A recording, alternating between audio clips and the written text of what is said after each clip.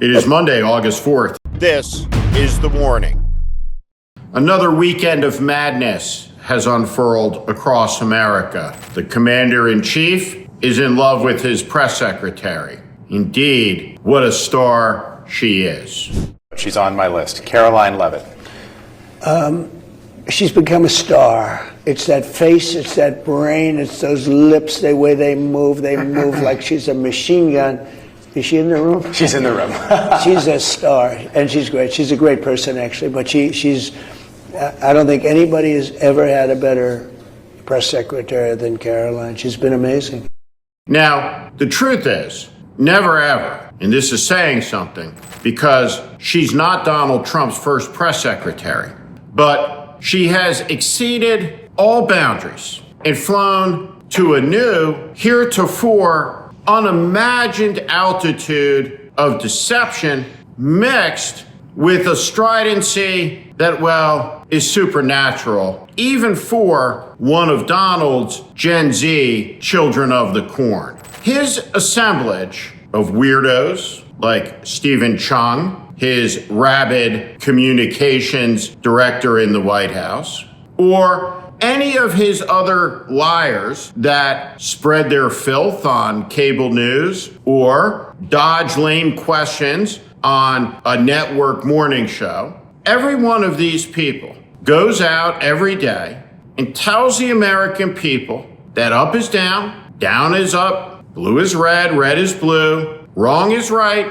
and right is wrong. These are the engineers who have burned billions of dollars of food aid that was purchased by the American people for those who suffer the most in the world. These are the people who have sentenced 14 million human beings to death over the next 4 years. As we've taken away their medicine, we've taken away their food aid. And while taking benefits from the hungry child in America, and from the poorest senior citizens, Donald has set about to build a $200 million ballroom that will change forever the White House, the campus, and the meaning of the building that was finished after Washington's death, but that he envisioned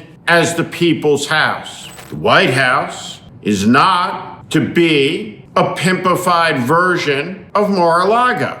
We are proud to announce that the construction of the new White House ballroom will begin. For 150 years, presidents, administrations, and White House staff have longed for a large event space on the White House complex that can hold substantially more guests than currently allowed. President Trump has expressed his commitment to solving this problem on behalf of future administrations and the American people. The White House is one of the most beautiful and historic buildings in the world.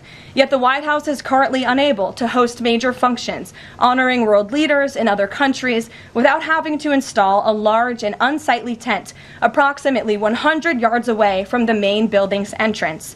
The White House State Ballroom will be a much-needed and exquisite addition of approximately 90,000 total square feet of innately designed and carefully crafted space with a seated capacity of 650 people, which is a significant increase from the 200-person seated capacity in the East Room of the White House. It belongs to us, as does the country, as does the Constitution, which is desecrated each and every day by Trump's high-handed, officious, and arrogant minions. Let us be clear about our naked emperor, this man who claims he is an Adonis, the fittest in all the land. 6'3". Here he is standing next to someone who's 6'4", and 215 pounds of lean fighting muscle. This brilliant man, Donald Trump, the greatest of all great leaders, the man who organized the greatest military strike in American history, exceeding even D-Day, this political genius, this economic genius, this real estate developing genius, this genius of history, this genius of the ages,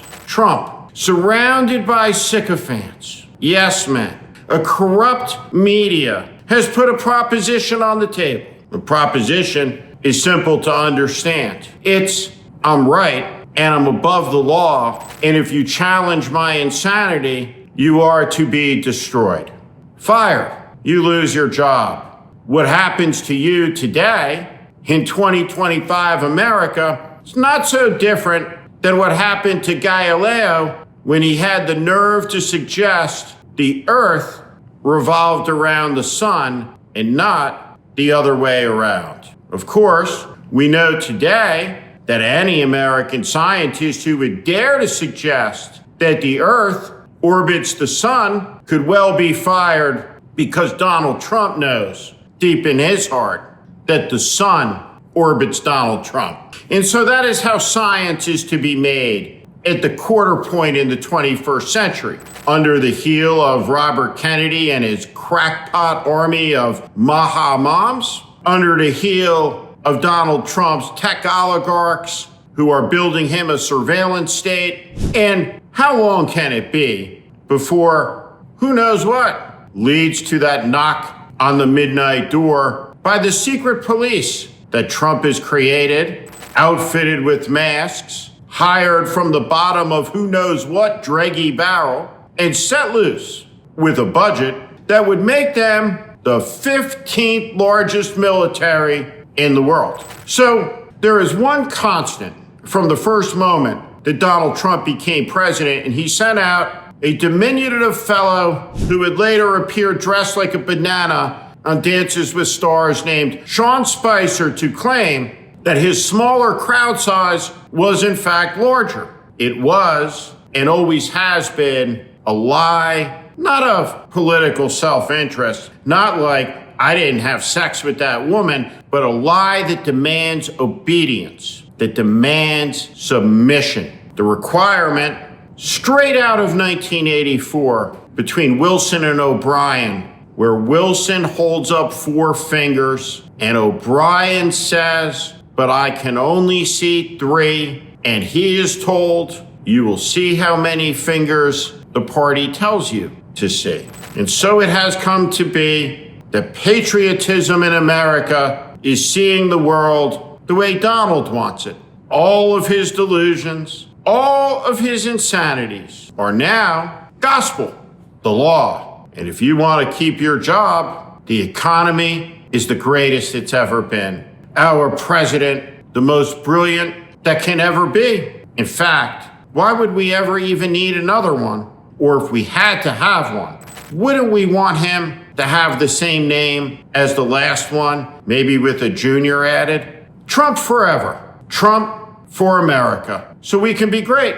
But here's the thing. They can say many things, and many networks can fail to report many things. But those many things have a way of adding up in the real world, where all of us have to live with all that he has done and is doing. And that cannot be hidden. Not for long, at least. And so the bill is piling up. The Trump session is coming closer. And with it, a lot of misery for a lot of people. This is The Warning. I'm Steve Schmidt. This is The Warning. I invite you to join this community where I promise to be honest, blunt, and direct about what is happening in this country. America is in crisis. Follow and subscribe to this channel and on Substack. Thank you.